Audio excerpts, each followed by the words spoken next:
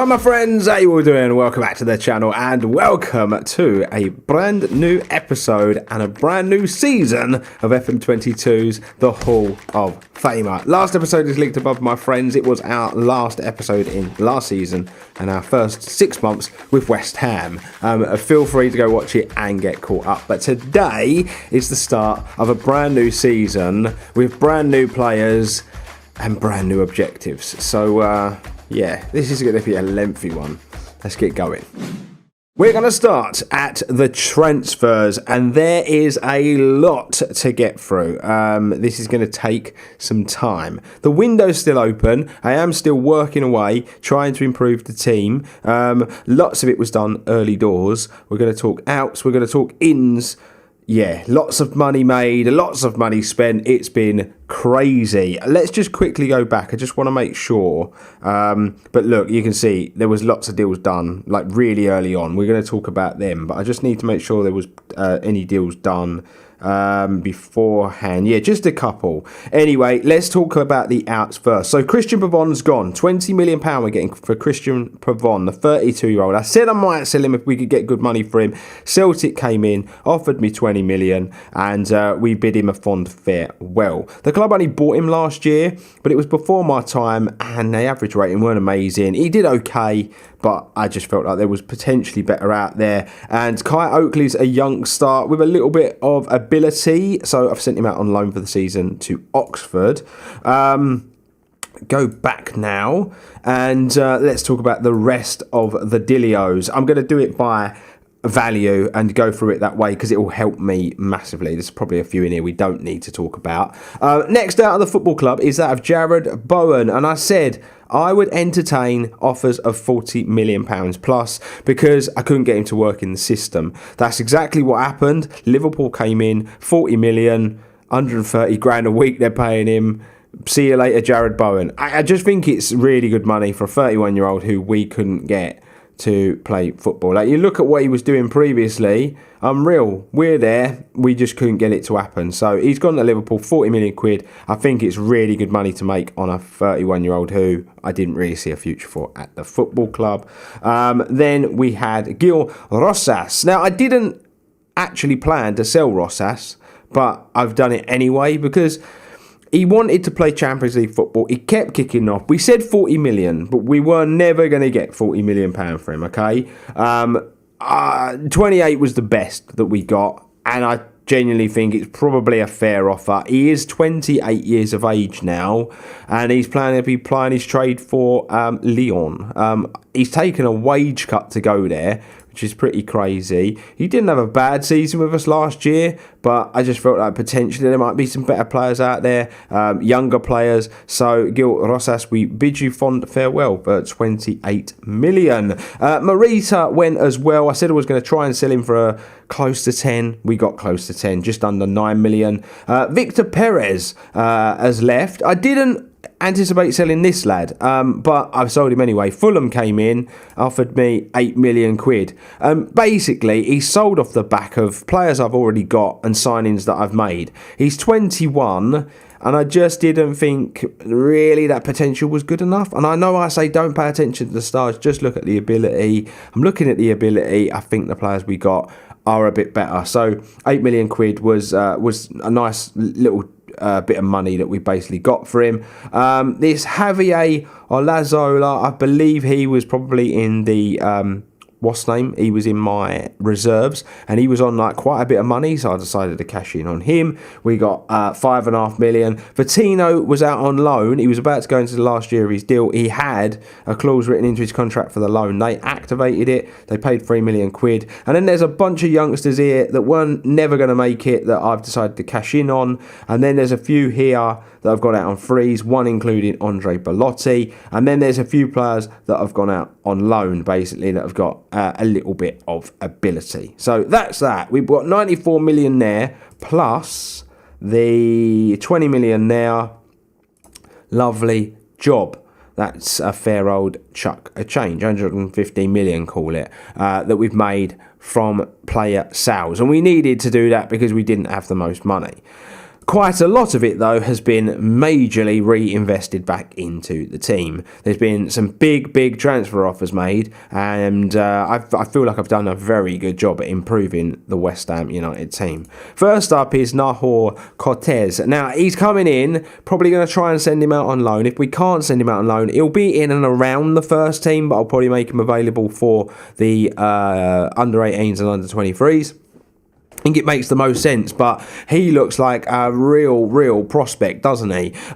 He is a winger by trade, but I think we could play him cam or even striker. It's just that it's just the pace and the acceleration that lets him down. If he could get that in his game, he would be electric. He's only 18, and there's plenty of time for it to happen, but £3.8 million, it was his minimum fee release clause, and we welcome him to the football club. Next up is Nicholas Wright, 21.5 million. He comes in from Norwich, and although it says he's a left winger there, he's actually going to be our starting right winger. It is a big transfer, over 21 million.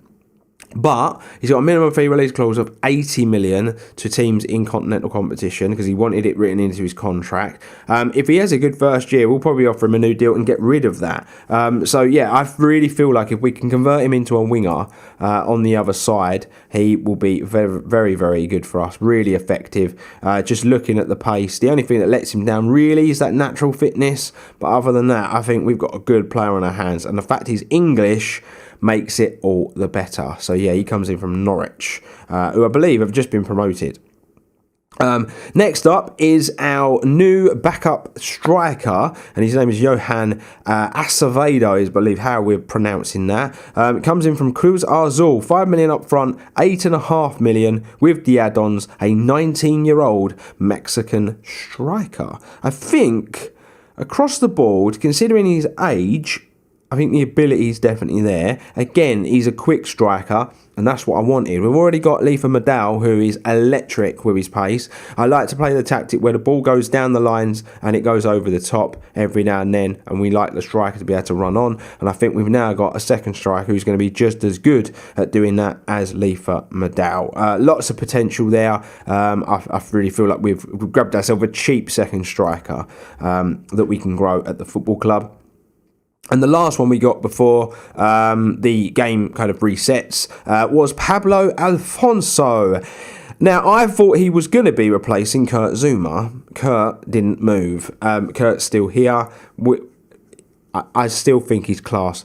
We still had to sign this player. 20 million up front, 48 million with the add-ons. He's a centre-back who comes in from Benfica. And I think we'll just let his attributes do the talking, gang. It's one of the better centre-backs out there. 22 years of age. I'm going to play him as the central defender. And we're going to play Perez as our ball-playing defender. I really feel like the two of them could strike up a hell of a partnership. They're both Argentinian, so we could be doing wonders for the national team here. But yeah, I just think he looks class, and that's why I spent so much money on him. But yeah, take it in. I think he's going to be a mainstay.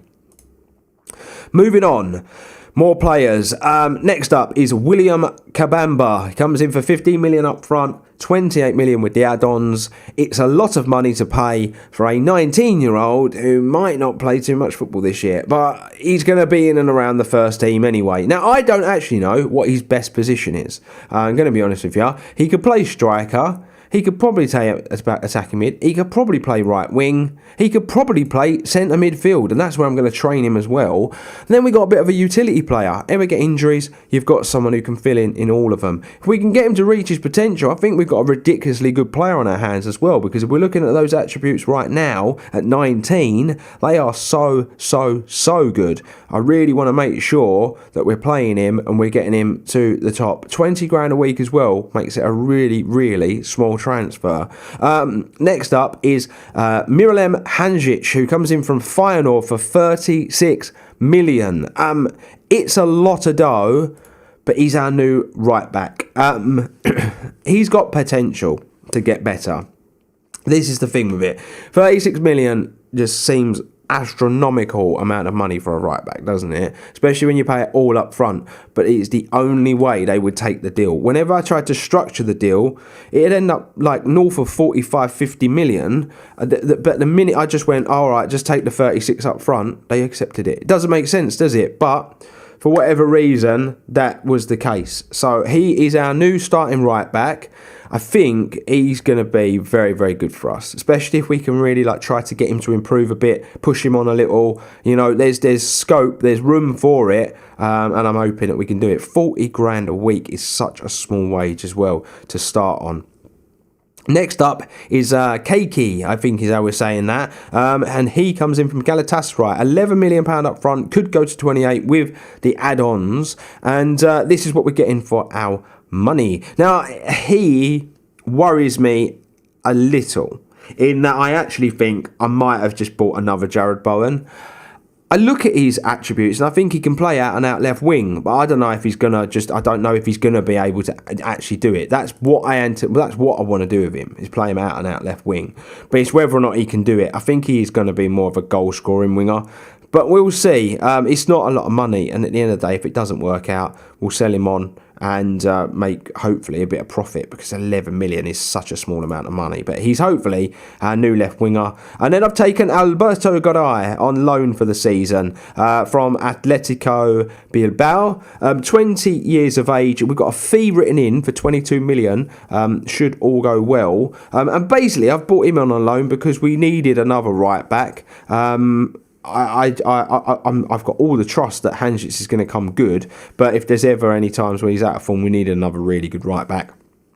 And I think I've got a very good player in this young man to do that. Now, that is the transfers. That is a lot of transfers. I am very, very aware. Now, if we look at the squad, there is one more, and it is Dominik Szoboszlai. Now, I said that I was going to try and bring him back on loan, and I've done exactly that, everybody. So basically, his new loan contract is that we don't pay any monthly fee. We're still paying his wages, and it's still 45.5 million at the end of the season, but we are saving 5.7 million basically, because that's what the fee came to last season. So yeah, we're saving a lot of money. As far as the rest of the team's concerned, we've got a few issues because there's some interest being struck up in players and some of the players don't support it. But we've got Kurt Zuma. He wants to leave. The transfer request is in. He wants to play Champions League football. 20 million basically is what I want. If no one gives me 20 million, then I'll just keep him here. I don't care. I just, because I need the money basically to buy his replacement, because we don't have a lot of money at the club essentially. So that's why everyone's a bit sad at the minute. And then Souček is currently listed because he wants to play Champions League football, but I think we might be able to twist his arm and keep him if he won't go, if there's no like takers for that money. The best offer we've had is like 9 million, but I just think it's I don't think it's enough. I would like to get a bit more than that. But all in all, I think the squad looks very, very well rounded. I think it looks really, really good going into the new season. So, fixtures. We played a bunch of friendlies. We did all right in the friendlies. And then we came up against Newcastle, first game of the season. Reason why I brought it back for today's episode is we are going to be playing Krasnodar over 2 legs to qualify for the group stages of the Europa League Conference. Pretty hopeful that we can do it against Krasnodar as well. But yeah, 1-1 against Newcastle to open the season. We actually 1-0 to the good. 59th minute from Nicholas Wright scoring on his debut. But Callum Hudson-Odoi broke West Ham hearts as they drew it level on the 88th minute. Newcastle are a good team. I expect that to be a difficult game, but you will see Norwich, Palace, Leicester, Leeds. Hopefully that's a nice little run before we meet Arsenal. But again, they've bunched all the games together. All the big games are all bunched together. So yeah, it's going to be a tough season again. Really, really tough season. As talking of the season though, our expectations: top half finish in the Premier League, reach the final is what they want for the Europa League, Conference League. Reached the quarters of the FA Cup, and they're not judging us on the Carabao Cup. Premier League, the season preview looks like this. So they think we are going to finish 9th at 50-1 currently.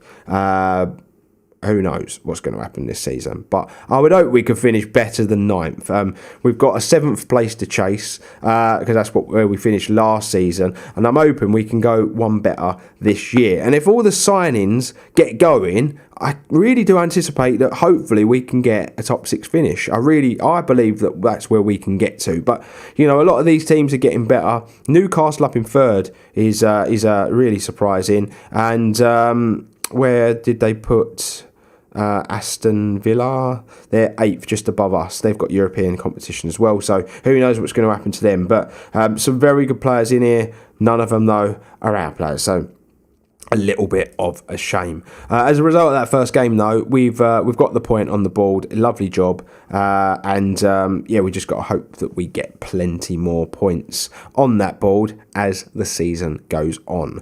Finances, I just quickly want to show you the finances. We do still have 15 million quid's worth of budget left. We've got 37 million in the bank, and that's just because I did so well at buying and selling in the summer. I've really helped our finances big time, and we just basically got to hope that this season we can go really well, we can earn that prize money again and go again next season. But a summer transfer window, like a ridiculous summer transfer window, has come to an end unless one or two leave and we've got to do more work, and the football now seriously begins. And we're going to begin it with this game against Krasnodar. We're going to do both legs in today's episode, and that's why I said it's going to be a lengthy one, gang. Because you know, we've got to play 2 games and all of that stuff. But we're going to get cracking with the first of those games now. If we get to the group stages, I'm going to be using the group stages as a way to kind of blood in the youngsters, okay? I'm going to take this as a competition seriously, but I've got so many young players now that I've got to develop that I think this competition is going to be tailor-made for it. And as I say that, though, taking this game very seriously as we're going with pretty much our strongest team. We're going to go with Gomez in goal, Hansic and Mateo at fullback, Perez and Alfonso at centre-back. Souček's going to partner Rice in the midfield. We're going to go with Enrique on the left, Yaya through the middle, Francisco on the right. He's actually finally going to play a game for West Ham. Madao through the middle. First game of today's episode, and it is obviously West Ham at home against Krasnodar, as we've already seen. And we get past Krasnodar over 2 legs, and we find ourselves in the group stages, and that's what we all want, isn't it? As they go 1-0 to the good. I was not expecting that, I'm going to be honest with you. I'm not going to panic. Got to be better from corners, though. Jesus, that's pretty terrible from us. Let's get into the boys very, very early doors. Okay, it was me. I was going into the game. I was all confident. I was thinking, it should be fine. It'll be a walkover, this team. And, we find ourselves 1-0 down. And they're on the ball again. That's really well done from Francisco, though, into Declan Rice. That's a really good ball from Declan Rice, and Lefa Madao does not miss from there. What a goal. Brilliant stuff from the South African. We have absolutely loved his work since discovering him. Great stuff at Graza. Great stuff since joining West Ham. We've got a free kick now, Francisco with it, and it's Madao again, and it's wide at this time of the target, but Francisco looks a bit of a player as well. He's was in the build-up to both of those chances as the time does tick on in this first half. What else can I really ask for at this point? It's pretty good, other than conceding. We've done a pretty good job, haven't we? So I'm pretty happy.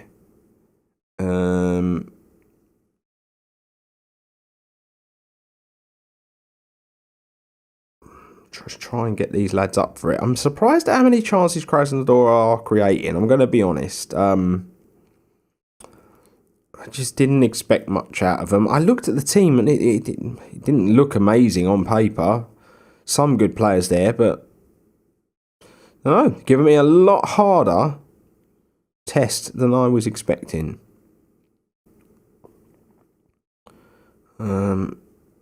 Press that ball high up. That's it. Force that.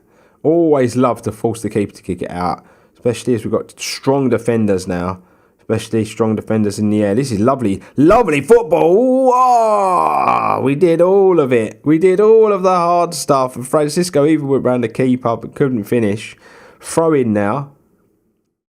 This is all right. Enrique, lovely ball into the box, and Madal makes it 2-1 just before half time. Get in there. Come on.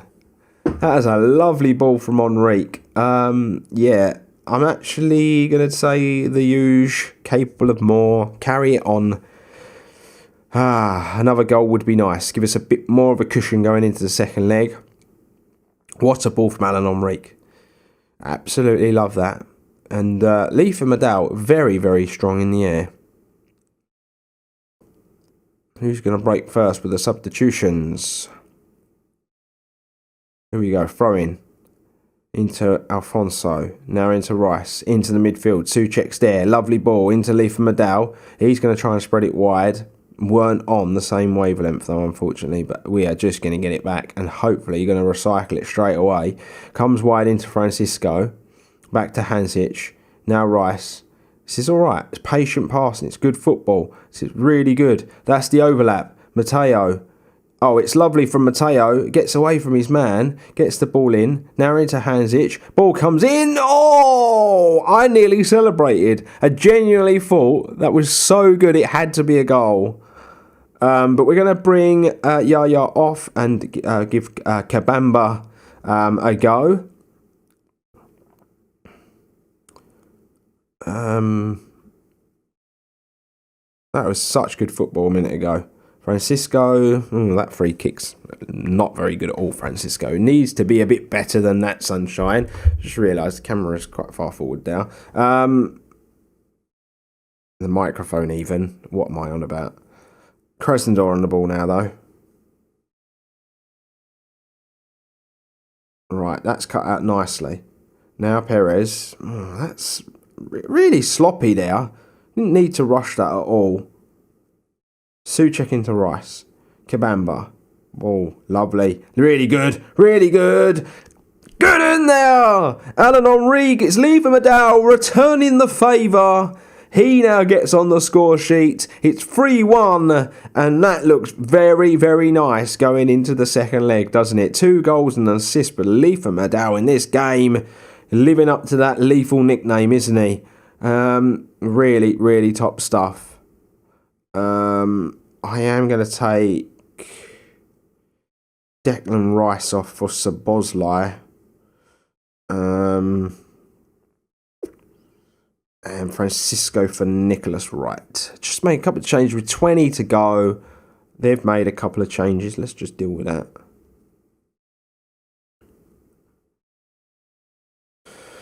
Yeah, not long to go now.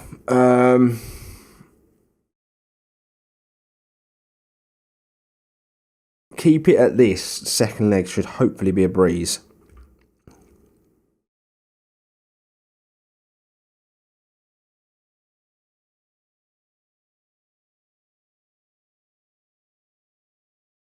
Come on.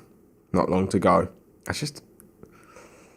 Oh, that's all their subs made, and they've got a player injured. So they're playing the last sort of few minutes with 10 men. And, yeah, pretty good day at the office for little old West Ham. 5 minutes added on. We're going to win the game. It's been a very, very good day, and I'm now looking forward to the second leg, which is coming right up. Well, we are in the pole position going into this second leg, aren't we? A good win in that first leg. I have obviously played the league game as well. Get you caught up on all that stuff before the episode finishes. But let's get into this second leg. We're away from home in this one. So we're going to go with Gomez in goal, Hansic and Malasai at fullback. We're going to go Perez, Alfonso, centre-back. Souček and Rice in the midfield. We're going to go with Keiki on the right, Kabamba through the middle, Francisco on the right-hand side. Sorry, Keiki's going left. And Acevedo is going to play up top. So here we go, gang. Second leg of this tie to get us into the Europa Conference League group stages. It is such a mouthful, isn't it?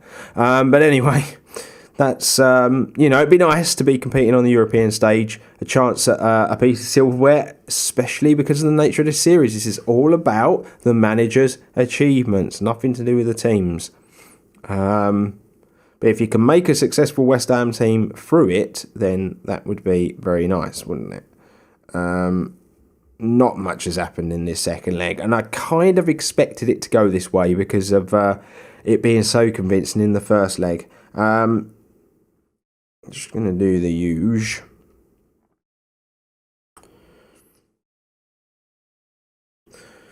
Who will break first? We've got a free kick. Rice now into Souček. That's nice. KK's through. KK or KK. Or I don't want to call him Kaki. That might be what it is, but it just sounds wrong. It sounds like something you sit on the toilet and do, doesn't it? Not. This is a game of very few chances. Very, very few chances. And, it might open up if Krasnodar choose to go for it, which I'm surprised they haven't, considering they're trailing by 2 goals here.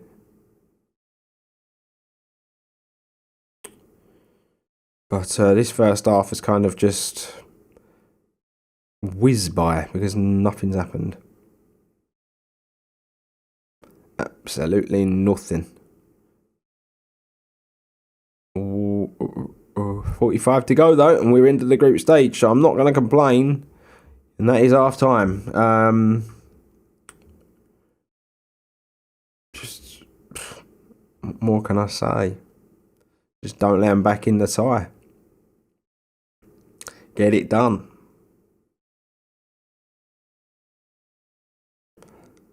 But I'm hoping for a good season. I think we've had a good transfer window. Be sure to let me know in the comment section what you've made of the transfer window. But yeah, I do think we've had a really top-notch transfer window. So I'm hoping for a relatively good season.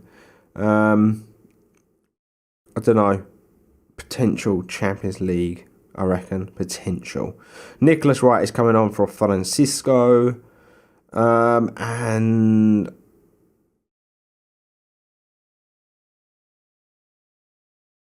I'm going to bring Leafa Maddow on as well. But yeah, I reckon we are top 6 definite. That's what I genuinely think. Definite top 6 team with potential to get into the Champions League if we can pull off a few shocks like we did last year and beat the big boys a few times. We were so consistent against the teams in and around us. It's just about beating those big teams now. As Krasnodar are on the football, defending very well. Very, very well. Now Kabamba, can he get away? A ball over the top. It's into Leafa Maddow. Leafa Maddow doesn't miss from there. Brilliant from him. He's only just come on and he's broke the deadlock and he's doing good stuff. Really good ball from Kabamba. And it was that ball over the top that works so nice in this tactic.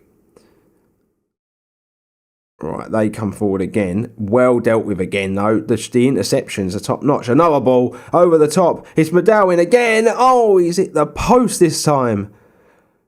There's a lovely ball through to him. He hits the post.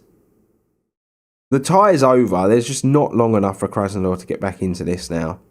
I'm going to bring David Lul on for Declan Rice. He's a youngster who's come through the academy. Want to try and give some minutes if I can this season.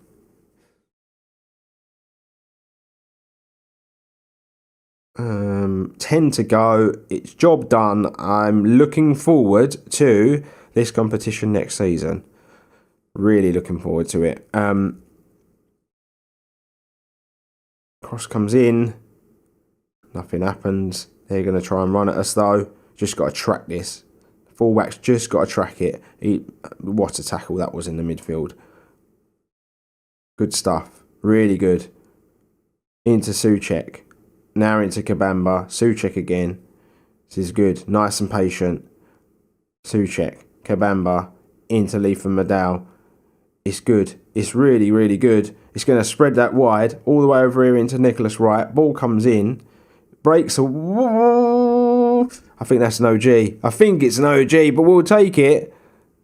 We will take it. It's 2-0. It was already over. It was already over. Are we going to potentially get another chance now? Defence looks solid as a rock. It really, really does at the minute. That's really good from Leaf and Madal. Right into Kabamba. Into Souček. Into David Lawle. This is alright. This is good.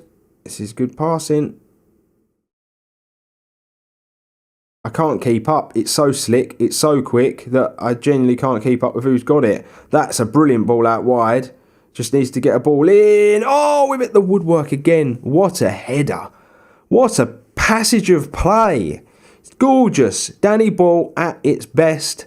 And that is the job done. And with those games done and dusted, we go through to the group stage and we are about to draw it. Now, I don't know what pot we're in.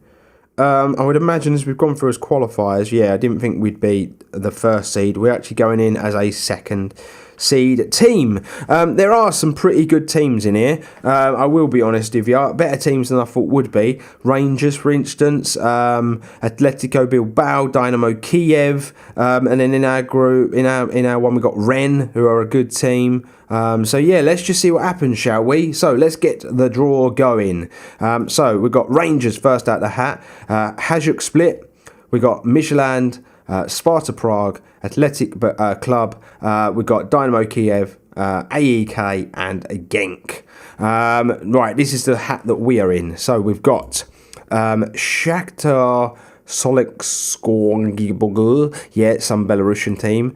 West Ham United, right, there you go. We're in Group B, so that's the one to keep an eye on. We've got Rennes in C. We've got Ferencvárosi, isn't it? That's how you say that, isn't it? Molde, Molfervar. We've got Olimpia Ljubljana, and we've got Faro Constanta. Yes, wowza. Faro Constanta, should be said, they actually offered me the job when we were at Polytechnica, but we didn't have the badges. But look how good they are. They're in European. Let's get the next ones. Astana, Danushka Schrader. They're in our group. We've got Maccabi Tel Aviv, Panathinaikos, Shamrock Rovers, Victoria Pleasant, Sarajevo, and Brøndby IF. And to complete the set, we've got Giannini. They're actually very well off money-wise, I've noticed, in this FM universe. They have been buying some very good players. We've got FC Hacker, so that's our group. So it's a Croatian, Slovakian and Finnish team. We've got Metalist Kharkiv, Ghent, Aberdeen, Willem, Kapfenberger, Austrian team. Wow, there you go. And to complete it, we've got an Icelandic team who I'm not going to try to pronounce. But yeah, there you go, gang. That is the group stage drawn. Handed an easy group according to the press. Fixtures rearranged. Lovely old job. All right, let's head over to the fixtures so you know where we're going to pick this one up.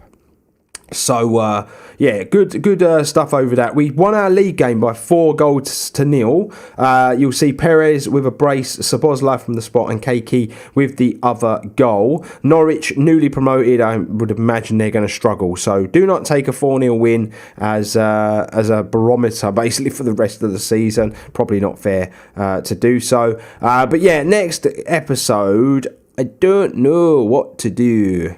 We've got the EFL Cup. I could do a cup special, but it means I'm only going to play 2 games. There's going to be lots of football every season now we're in the Premier League because of the amount of comps that we're in. But yeah, we maybe do that. If we don't do that, it'll be Hajduk Split and Wolves. But I think I'm just going to have to play it by ear and see which one comes first, gang. The league table. looks like this after the 4-0 win though. 4 points on the board after 2 games played, and yeah, I'm just happy with the start. We're yet to taste defeat, going quite strong, and it's all about putting the building blocks in place. Like I've already said, there's still a little bit of the window left. It is, of course, the 25th of August. It was a lot earlier than that when we first started today's episode. We'll see if there's any moving and shaking. I very much doubt that there will be, but we'll keep an eye on it, and I'll let you know next episode if anything happens.